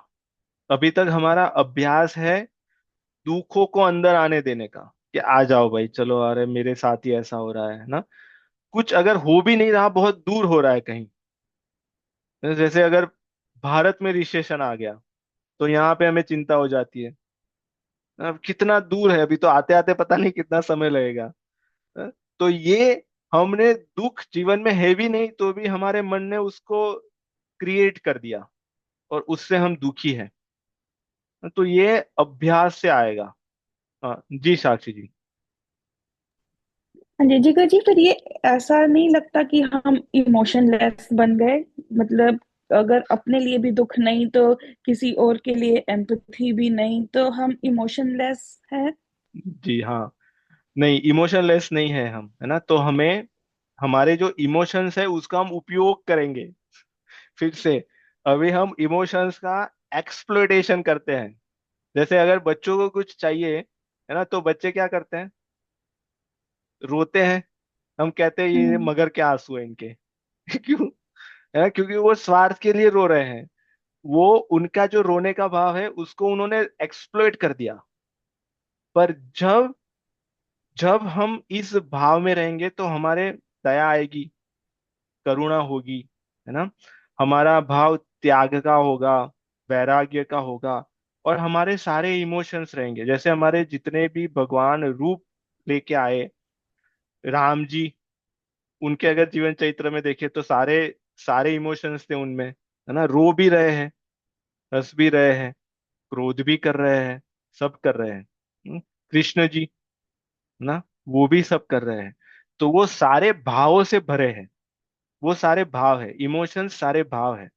तो भाव रहेंगे, पर वो भाव का वो प्रेम के भाव से सब कर रहे हैं, है ना। यहाँ पे हमारे जितने भी आंसू आ रहे हैं, दुख हो रहा है, चिंता हो रही है, वो सब मोह के भाव से, वो सब स्वार्थ के भाव से हो रहा है ना। जैसे हम हमें जो चाहिए था वो हमें नहीं मिला, तो हम रो रहे हैं, है ना। और हमने ये देखा कि इनके जीवन में हानि हो गई, ये बहुत अच्छे व्यक्ति हैं, उनके जीवन में हानि हो गई, उनके साथ ऐसा नहीं होना चाहिए था, वो देख के हम दुखी हो रहे हैं। दोनों में बहुत बड़ा अंतर है ना। जैसे हमारे पास $10 मिलियन है, उसमें से $1 मिलियन का घाटा हो गया, और हम चिंतित है और हम रो रहे हैं, डिप्रेशन में हो आ गए, है ना। और दूसरी तरह ऐसे लोग हम दिखे कि जो बेचारे फुटपाथ पे रहते हैं, उनके पास खाने के लिए भी कुछ नहीं है, पहनने के भी लिए भी कुछ नहीं है, और उनके उनको देख के हमारे मन में दया ही नहीं आ रही, है ना। तो ये भाव का एक्सप्लोइटेशन हो गया हमारा, मतलब से उल्टा होना चाहिए। उनके दुखों को दूर करने के लिए प्रयास करना चाहिए। तो ये जब हम स्वार्थ से परमार्थ की ओर देखेंगे, इसलिए रामचरितमानस में कहते हैं परहित सरिस धर्म नहीं भाई, परहित सरिस धर्म नहीं भाई। लोगों के दुखों का निराकरण करना, परहित करना, उससे बड़ा कोई धर्म हो नहीं सकता, है ना। यही मानव धर्म है। पर ये हम इसमें ये जैसे सबसे बड़ा दुख क्या है ये प्रश्न आएगा। सबसे बड़ा दुख क्या है? किसी के पास खाना नहीं है, किसी के पास भोजन नहीं है, किसी के पास कपड़ा नहीं है, किसी के पास विद्या नहीं है, किसी के पास घर नहीं है, गाड़ी नहीं है। यहाँ पे तो लोग, किसी के पास बियर नहीं होता तो उसके लिए पैसे दे देते हैं, है ना, उनके लिए, कि इसके पास सिगरेट नहीं है या उसके पास मैरुआना नहीं है, वो उसके लिए सबसे बड़ा दुख है। तो उसके दुख के लिए निवारण के लिए प्रयास करते हैं। पर सबसे बड़ा दुख क्या हो सकता है किसी का? सबसे बड़ा दुख है अज्ञान, सबसे बड़ा दुख है मोह। उसी के कारण ये सारे दुख आए हैं, है ना। सबसे बड़ा दुख है ये जीवन मरण के चक्र में जो फंस गए, वो सबसे बड़ा दुख है। तो जो संत होते हैं, गुरु होते हैं, वो क्या करते हैं? वो परहित करते हैं, पर वो उस सबसे जो महान दुख है उससे निकालते हैं। और निकालने के लिए उनमें ये सारे इमोशंस होते हैं, क्योंकि वो देखते हैं, है ना, कि ये बेचारा इसमें फंस गया है, ये अज्ञान में फंस गया है, ये मुंह में फंस गया है ना। कृष्ण भगवान में ये इमोशन से तभी वो बार बार दूत बन के जा रहे हैं हस्तिनापुर, दुर्योधन को समझा रहे हैं, वहां पे धृतराज को समझा रहे हैं, सभी को समझा रहे हैं, क्योंकि उनमें भाव है, वो परहित करना चाहते हैं ना। तो वो इमोशन लेस नहीं हो गए। होते हैं कि जड़, है ना, जड़ मतलब कुछ पड़ी नहीं, कुछ नहीं पड़ी, जिसको जो करना हो करो, है ना। वैसा नहीं, इनमें भाव है। इसीलिए वो उनके दुख का निवारण करने के लिए वहां पे उनको ज्ञान देने जा रहे हैं, पर वो उनका सुन ही नहीं रहे। तो हाँ, ठीक है साक्षी जी, ठीक है आपका, या आपको इस पे हाँ जी, और? मतलब ऐसे है कि ठीक है, दूसरे का दुख ज्यादा बड़ा लग रहा है अपने से, फिर कि अपने लिए दुखी मत हो, दूसरे के लिए हो जाओ, ऐसे जी, समझ आ रहा है। हाँ, पर उसमें भी दूसरे का हम किसका कहाँ पे दुख देख रहे हैं, है ना, जैसे बेसिक नीड्स जो है। हाँ, वो तो बेसिक से तो हम चार, जैसे हमारे शास्त्रों में कहते हैं कि भोजन देने के लिए किसी की योग्यता देखने की आवश्यकता नहीं है, भोजन हम किसी को भी दे सकते हैं, है ना। पर भोजन में भी हम क्या दें, वो भी आवश्यक हेल्दी है ना। जो हेल्दी हो, एक्सपायर्ड जो फूड नहीं सात्विक हो, दें। है ना, जो जिस भोजन के लिए हिंसा ना हुई हो, है ना। हम्म। नहीं तो हम किसी के दुख के निवारण करने के लिए तो भोजन दे रहे हैं, पर उस भोजन को पाने के लिए किसी और को दुखी कर रहे हैं, है ना। तो ये तो फिर हम ये हो गए कि हम अ, एक जगह से निकले और कहीं और फंस गए ना।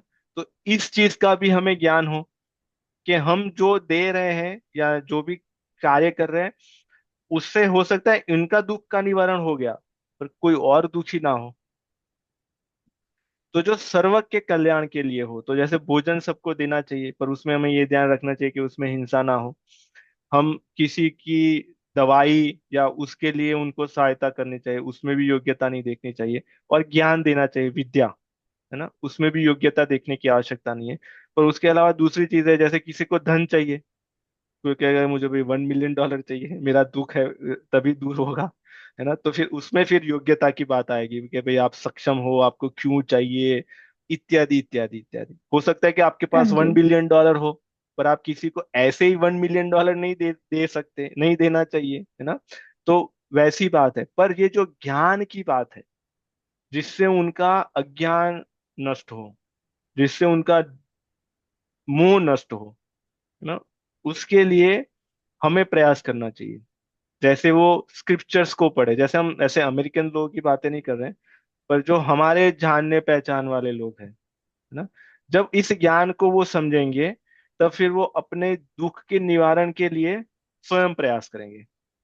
ना, एक तो होता है कि भाई मुझे भोजन चाहिए, आपने भोजन दे दिया, है ना। दूसरा होता है कि आपको भोजन चाहिए, मैं रोज आपको भोजन दूंगी, इससे अच्छा है कि मैं आपको सिखा देती हूँ, तो आप स्वयं बनाओ। हम्म। है?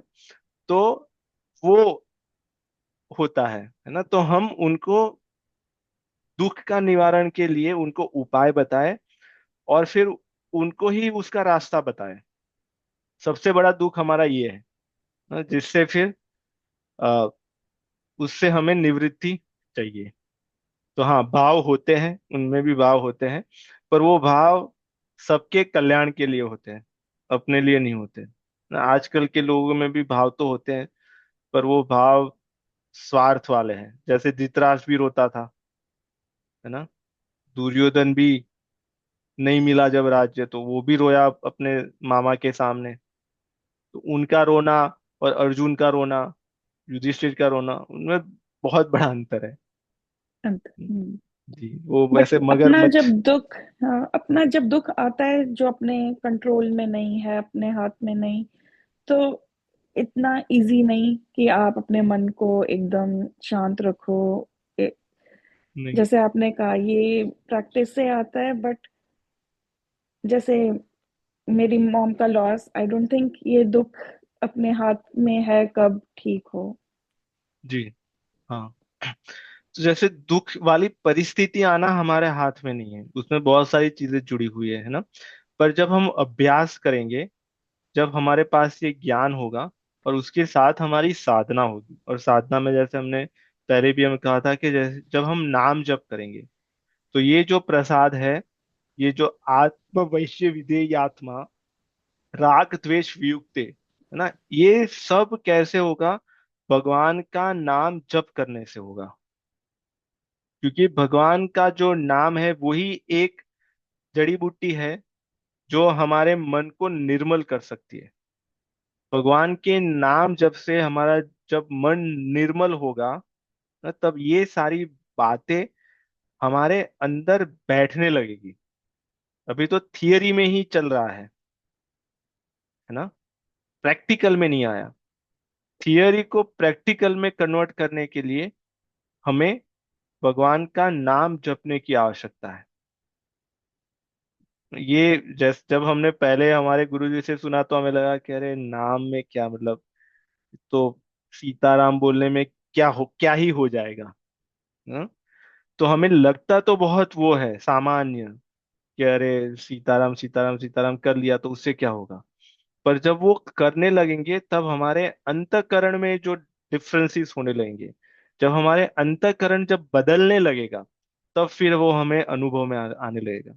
क्योंकि ये अनुभव की बात है, ये मतलब इस पे कितनी भी कोई रिसर्च कर ले या पीएचडी कर ले, पर वो बात जब तक अनुभव में नहीं आएगी, तब तक हम नहीं समझ पाएंगे। तो इसलिए हमें समय निकाल के भगवान का नाम जप करना चाहिए। अब गाड़ी में जा रहे हो तभी भी कर सकते हो, घर में भी कर सकते हो, पर प्रयास करें कि घर में 15 मिनट तो निकालें, कम से कम, है ना। और भगवान का नाम जप करें, और वो अभ्यास बनाए उसको। उससे फिर बहुत कुछ चीजें हमारी अपने आप हो जाएगी। ये बहुत सारे लोगों का अनुभव है, और बहुत बड़े बड़े महान महान लोगों का अनुभव है ना। तो फिर हम उन पे ही विश्वास करके, और कुछ नहीं करेंगे तो चलेगा। ऐसा नहीं कि सब कुछ छोड़ दें, है ना। तो हम कह रहे हैं कि जैसे अगर हम पहले पूजा में 1 घंटा देते थे, है ना, तो उसमें से हम अभी सिर्फ 45 मिनट्स दे रहे हैं, और 15 मिनट भगवान का नाम जप कर रहे हैं। वो सबसे बड़ी पूजा है। क्योंकि सारी पूजा, तप, यज्ञ, ये स्वाध्याय सत्संग जो भी कर रहे हैं, उन सभी का फल ये है कि भगवान के नाम जप में प्रीति होना, भगवान का नाम अच्छा लगने लगे। यही सभी साधनों का फल है ना। जो लोग पहले हजारों वर्ष तपस्या करते थे, वो उस तपस्या का फल था कि आपको भगवान का नाम अच्छा लगने लगे। तो सभी का फल वही है। तो वही भगवान के नाम जप से फिर हमारा जो भगवान के साथ जो संबंध है, जो हमें लगा है कि टूट गया है, उसमें बहुत सारी चीजें बीच में मिश्रित हो गई है, बीच में बहुत सारा भ्रम आ गया है, वो धीरे धीरे हटने लगेगा, वो धीरे धीरे क्लियर हो जाएगा, स्पष्ट हो जाएगा। क्योंकि जो प्रेम, जैसे अगर हम किसी को जानते ही नहीं हो, है ना, जैसे अगर कोई यहाँ पे आ जाए और उन्होंने नाम ही नहीं लिखा, सिर्फ उनका चेहरा दिख रहा है ना, तो फिर हमारा उनके प्रति क्या क्या होगा कुछ, क्योंकि हमें नाम ही नहीं पता, है ना। पर अगर किसी का नाम यहाँ पे हमें दिख रहा है कि चलो भाई सुमन जी है, हमने सुमन जी को देखा नहीं, है ना, पर अगर उनका हम नाम लेते जाएंगे, बहुत बार बोलेंगे, तो कभी ना कभी तो अपना कैमरा टर्न ऑन करेंगे कि नहीं, है ना। तो ये नाम का प्रभाव है, जिसका नाम है उनका बार बार नाम लेने से वो अधीन हो जाते हैं। उनको फिर आना पड़ता है कि अरे ये तो पता नहीं, ये मेरा नाम ले ही रहा है, ले ही रहा है, ले रहा है, तो फिर मुझे अभी तो जाना पड़ेगा, है ना? तो जो नामी है, जिसका नाम है, वो अपने नाम के अधीन रहता है ना। तो इसलिए भगवान के नाम का बहुत प्रताप है, उनके अनंत नाम है, आपको जो अच्छा लगे, राम कृष्ण हरि नारायण, है ना, सीताराम राम राम, जो भी अच्छा लगे, पर नाम जपना चाहिए ना। उससे ये सारी बातें हमारे काम में आएगी। नहीं तो यहाँ पे कहने सुनने के लिए तो बहुत सारी चीजें हैं, बहुत सारे ग्रंथ है, पुराण है, बहुत वेद है, उपनिषद है, सब कुछ है, और लोग सब पढ़ते भी है, सुनते भी है, पर वो कुछ काम में नहीं आएगा जब तक भगवान का नाम जप नहीं होगा। और लोग सब कुछ करते हैं, सिर्फ नाम जप नहीं करते, हैं? आजकल के लोग थोड़े ज्यादा, हमारे जैसे जो लोग हैं, ज्यादा पढ़े लिखे, ज्यादा इंटेलेक्चुअल वाले, तो वो सब कुछ चीजें करते हैं। उनको कहे कि यहाँ पे 10,000 सीढ़ी चढ़ के वहां पे जाना है, तो वहां पे भी पहुंच जाएंगे, सारी मेहनत करेंगे, तब करेंगे, पर भगवान का नाम जप नहीं हो पाएगा, क्योंकि उनको लगेगा अरे इससे क्या होगा। पर भगवान का नाम जप करना सबसे सरल भी है, बहुत कठिन भी क्योंकि जैसे ही भगवान का नाम जप करने बैठेंगे, ये जो मन है ना, वो हमें कहीं ऐसे घुमाएगा, सारे जीवन के जितने भी काम होंगे तभी याद आएंगे कि अरे ये भी करना है, वो भी करना है, वो भी करना है। क्यों? क्योंकि मन को ये अच्छा नहीं लगता, आप और कुछ भी कर लो ना, मन उसमें राजी होगा कि चलो वहां पे जाके हम ये करेंगे, वहां पे जाके ये करेंगे, उस पहाड़ पे चढ़ जाते हैं, उस जगह पे चले जाते हैं, वहां पे माथा टेक के आते हैं, मन बोलेगा हाँ चलो जाते हैं। पर जैसे ही मन को कहेगा नहीं, कहीं नहीं जाना, घर में मुझे आधा घंटे बैठ के नाम जप करना है, तभी आपके सारे इंपॉर्टेंट काम ही आपको याद आएंगे। तो मन नहीं चाहता कि आप नाम जप करो, मन आपको और सारी चीजें कराएगा, नाम जप नहीं कराएगा, क्योंकि मन को भय लगता है ना कि ये मेरी सारी जो बुरी चीजें है इसको ये बंद करवा देगा, है ना। इसलिए मन जहाँ पे ना लगता हो, वहां पे ही सबसे ज्यादा लाभ होता है ना। आप सोच के देखिए इसको, हमारा मन जहाँ पे लगता है सबसे ज्यादा, अगर वही हम करते रहे, तो 1 महीने के अंदर हमारा पतन निश्चित है ना। जैसे मन को लगता है कि ये भोजन मुझे बहुत अच्छा लगता है ना, उसको खाते रहो, खाते रहो, खाते रहो, खाते रहो, 1 2 3 महीने में शरीर बिगड़ेगा, है ना। मन कहेगा कि बिंज वॉच करना है, पूरा 24 आवर्स नेटफ्लिक्स देखना है ना, मन को ये अच्छा लगेगा, तो ये हमारे पतन के लिए निमित्त बनेगा नेटफ्लिक्स ना। तो मन जहां पे कहता है कि नहीं मुझे बहुत अच्छा लग रहा है, बहुत अच्छा लग रहा है, वहां पे सोचना चाहिए हमारी बुद्धि को लगा के, क्या ये सही में हमारे लिए अच्छा है। पर मन जहाँ पे कहता है कि नहीं यार, सुबह 5 बजे तो कौन उठ सकता है ना, मन नहीं मानता 5 बजे उठने का, पर वही हमारे लिए अच्छा होता है, 5 बजे उठ के वॉक करने जाए। मन को ये अच्छा लगता है कि 2 बजे तक मूवी देखे, ना, मन को ये अच्छा नहीं लगता कि 5 बजे उठे। तो जहाँ पे मन को अच्छा नहीं लगता, वहां पे सोच के अगर करेंगे, तो हमारा लाभ वहां पे होगा, है ना। जी। मंगल पांडे।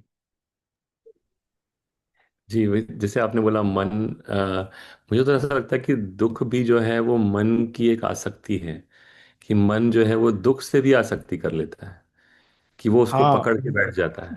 जी। मतलब सुख से तो हमको बहुत अच्छे से समझ में आती है ये बात कि हाँ सुख से तो हमको आ सकती है, पर दुख को ही पकड़ के बैठता है वो। नहीं तो हम सब जानते हैं, बुद्धि हमारी जानती है कि दुख बहुत दिन नहीं लेना है, उसको जल्दी से निकाल देना है, अपने मन से उसको निकाल दो, उस दुख से आगे बढ़ जाओ। लेकिन वो छोड़ता नहीं है, दुख को ही पकड़ लेता है। हाँ, क्योंकि वो दुख को पकड़ने से, दुख को रोने से अटेंशन मिलता है ना। और वो हम्म। कहते हैं ना, दुख को रो रहे का अर्थ क्या है? वो दुख को बढ़ा चढ़ा के कह रहे, जो चीजें हमारे साथ 10 वर्ष पहले हुई थी और कोई हमें मिला, तो उनको पता है हमारे साथ क्या हुआ था, तो उसमें एक अच्छा फीलिंग आता है, दुख को रोने में अच्छा फीलिंग आता है। ये हमारा अहंकार है ना, क्योंकि हमने दुख के साथ भी आसक्ति कर ली, हमने सुख के साथ भी आसक्ति कर ली, है ना। आप देखिए हमारी परिस्थिति कितनी कठिन है ना। यही जो मिथ्या अहंकार जैसा आपने बताया। हाँ, तो उसमें भी, सुख में भी अहंकार है कि हमारे पास $10 मिलियन है, उसमें भी अहंकार मेरे पास, है ना। और फिर लॉस हो गया तो उसको रोते रहेंगे कि पता है मेरा $10 मिलियन का नुकसान हो गया और उसके बाद भी मैंने ये किया। तो वो भी हम कर रहे हैं हमारे, अब हम अपने आप को बड़ा बताने के लिए, ना। तो वो दुख हम्म। के कारण भी फंस रहे हैं, के कारण भी फंस रहे हैं। जी सीमा जी, आप कुछ हाँ कह रहे हैं? हाँ जी, नहीं आपने बहुत सही बोला दोनों ने। जब पतंजलि जी बोलते हैं कि अभ्यास और वैराग्य दो ऐसी चीजें हैं कि जिनकी निरंतर प्रैक्टिस करने से सारी चीजें जो है धीरे धीरे समाप्त हो जाती है। तो अभ्यास करते रहें किसी भी चीज का, लेके भगवान के नाम का, चाहे किसी भी साधना का, तो वो धीरे धीरे ही क्लियरिटी आती है माइंड में। एक दिन में अभ्यास भी नहीं होता है, ये निरंतर चलने वाला है, इस जन्म का पिछले जन्म का सारा अभ्यास एक साथ। और जी। फिर उसके साथ में जैसे आपने बोला कि अटैचमेंट हो जाता है, तो हमको कोई भी चीज हमको जब अच्छी लगने लग जाती है करते हुए, तो उसमें भी हमारा अटैचमेंट हो जाता है, चाहे वो ध्यान हो चाहे वो साधना हो, कुछ भी हो। तो उस अटैचमेंट को से भी आपको छुट्टी करनी पड़ेगी कि उसको छोड़ो, छोड़ दो, अब आपने उसको मास्टर कर लिया है। Now time to move on to another journey. और उस टाइम पे क्या होता है कि हमको धीरे धीरे सिग्नल्स भी मिलते हैं लाइफ में, लोग भी ऐसे मिल जाते हैं जो हमारा हाथ पकड़ के हमारी जर्नी को आगे बढ़ाते हैं। तो जी। वो हमको अपनी आंखें अगर खुली रखते हैं, देखते हैं चारों तरफ, तो बहुत सारी ऐसी ऐसे सिग्नल्स हमको मिलने लग जाते हैं। तो जब क्योंकि क्लियरिटी आ जाती है, अभ्यास और वैराग्य दो, बहुत अच्छी बात पतंजलि जी ने बोली है योग में। तो वो जरूरी है, हम जैसे साधकों को बोल दो या गृहस्थ को बोल दो। जी। तो हाँ, और भगवान ने छठे अध्याय में भी यही कहा है ना, जी। अभ्यास योग युक्तेन, हम्म। ना, ये अभ्यास और वैराग्य उससे ही होगा, और उससे कोई ही रास्ता, होगा, और और कोई कोई रास्ता रास्ता नहीं नहीं है, है। है ना। कि ये आप हम जो जो, कर रहे हो उसमें अटैच मत हो जाओ बस। आप हाँ। अपना जॉब कर रहे हो, उसमें उसमें जॉब में अटैच मत हो जाओ, क्योंकि वो कुछ भी परमानेंट नहीं है। तो वही जी। चीज है कि आपको बढ़ते जाना है अपनी जर्नी में। जी। ठीक है, तो हम यहाँ पे ही अभी रुकते हैं क्योंकि हमारा समय भी हो गया। और अगले शनिवार को शायद ये वाला जो वीकेंड है वो शिवरात्रि वाला, और वो शायद वैलेंटाइन डे वाला है, तो इसलिए शायद लोग थोड़े अ, व्यस्त हैं अपने जीवन में। पर हम अगले शनिवार को इसके बाद वाला जो श्लोक है उससे हम आरंभ करेंगे। ठीक है, चलिए आप सभी से मिलते हैं। राम राम सभी को। Ram Ram, thank you Ram Ram Ram. भैया। राम राम। राम राम। राम राम। राम।